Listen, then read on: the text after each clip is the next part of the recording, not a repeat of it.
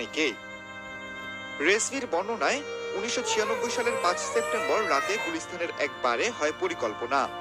2 লাখ টাকা অগ্রিম, 4 লাখ টাকা পরে, আর হাতে তুলে দেওয়া হয় দড়ি, সিরিঞ্জ ও রিভলভার। রাত 2:30টায় ডন, ডেভিড, ফারুক ও আজিজ ঢোকেন সালমানের বাসায়। ঘুমন্ত সালমানের ওপর ঝাঁপিয়ে পড়েন তারা।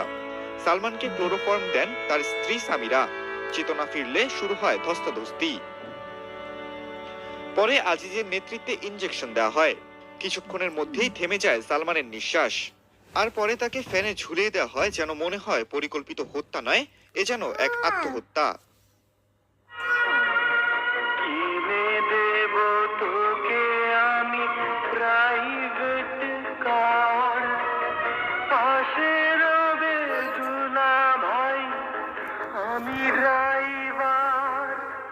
প্রায় 3 দশক কেটে গেলেও সত্য এখনো ঘোলাটে।